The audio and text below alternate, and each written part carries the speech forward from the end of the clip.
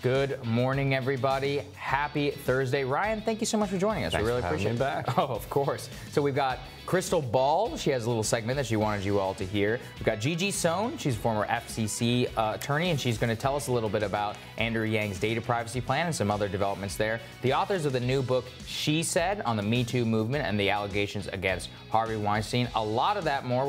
We'll dissect some polls and other things in these panels. So all that coming up today on Rising.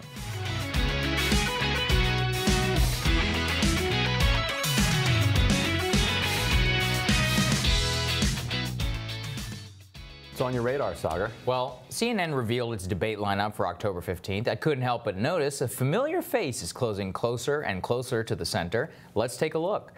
Andrew Yang is getting awfully close to the center of the stage there, just one mayor removed from alleged frontrunner Elizabeth Warren. Yang's slow march to the center of the stage, it comes on the heels of his fundraising announcement of $10 million for the third quarter, outpacing sitting U.S. senators like Cory Booker and Michael Bennet and other members of Congress. That $10 million figure is quintuple what his campaign raised in the previous quarter, showing the power of a unique message. Now, sure, we don't know what Joe Biden and Elizabeth Warren's numbers are just yet, but it's not too early to say that Yang's campaign is just a fundamentally new story in American politics, and very much a preview of what our future could look like. Yang's candidacy, it's a refreshing and a needed break from the political fights of today to try and solve in earnest the problems of our future. So much of the candidacies of major parties on the progressive and the centrist wing of the party are about litigating the latest political story or finishing the battles of the 20th century. Domestic politics like Wall Street reform, healthcare, drug prices, foreign policy. I mean, look, all of these are really, really important, but they lack the vision that a country redefining itself for the 21st century must have. Yang's advocacy of UBI seeks to address automation. And while I don't actually agree with the fundamentals of the policy, I just can't help but love his diagnosis of the problem. He's the only candidate to highlight declining life expectancy of the U.S. as a problem. To me, that is literally the ultimate metric of how things are going, how long it is taking us to die, and how things are along the way. His forward vision allows him to appropriately cast the conflicts of today in such a remarkably clear light. Other Democratic candidates are loath to wade into the scandals of today by leaning in far too much to impeachment or short-circuiting like a robot when asked if their corruption plan would prohibit the son of their vice president from serving on the board of a Ukrainian energy company after buying $10 million in ads saying that you're going to stand up against corruption. In case you didn't catch that reference, it's Senator Elizabeth Warren. Just look at how Andrew Yang answered that question. So to me, it's a very small sacrifice to say, look, while I'm in office for 4 or 8 years, none of my family members should be on the boards of, I would say, even not just any foreign company, any domestic company, because you have to be honest where people know that that could end up influencing decisions at the highest level, and asking your family to take a 4 or 8 year hiatus from serving on board seems to me to be very reasonable. I love that answer. It's just clear as day. Not only will his admin officials not serve on the boards of foreign companies, domestic ones as well. That's what everybody wants to hear. They're sick of the loopholes and the excuses and the hoops that politicians jump through to justify obvious misdeeds by themselves and the people around them. Washington is a city that can warp you extraordinarily quickly. If you go on enough CNN panels and you legitimately believe that the most important issue of our time is impeachment, and that whatever the latest development of the whistleblower is, it's not because people are stupid. They respond to incentives.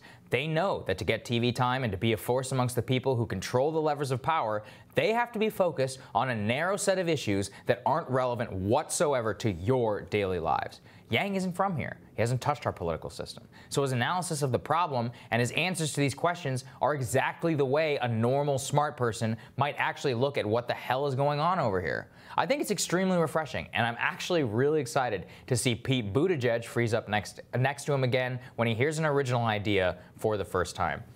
The main thing is, Ryan, is I was just shocked. I mean, not really shocked. I knew that the enthusiasm that he had behind him, the $10 million, it means that he's going to be a force in this race, at least, till the Super Tuesday mark. And I think that's broadly a good thing for the Democratic side. What do you think? And this will encourage people to continue to give and to continue to keep him in the race. And Yang has said that either he's going to win or people are going to win on his issues. That isn't exactly happening yet, but it is forcing Democratic politicians and policymakers to start actually thinking about automation in a real way, which, to their discredit, they have not done. They have relied on some statistical numbers that show that productivity is continuing to rise, and while automation and it must be a myth. Whether it's a myth or not, actually you can set aside. Out in the country, people see it as an existential threat to their way of life and to their livelihoods. So talk about it. Talk to them about it. And especially, I mean, for so many of these candidates who are running on workers' issues. I mean, if these workers can go into the factories and they can see how much, you literally can see these things in front of your eyes. I've been in some of these places, and so many jobs are now just machines that go this way or that way. That is something that is true existential. You go to the CVS and you see that you're the one that's now bagging your groceries. Right, exactly. Or the McDonald's kiosks where you're doing self-order. I mean, these are all things which enter into our consciousness. And it's like, why is this the only person at the front of American politics who is even talking about this? Like I said, I mean, UBI is not something I agree with. I think there's a lot of different ways we could go about this. But that diagnosis of that problem and talking about life expectancy, I mean, I think it's interesting. And since you have covered the progressive movement for so long, why is it that it seems that so many of these fights are stuck in almost the 1940s, like 1945.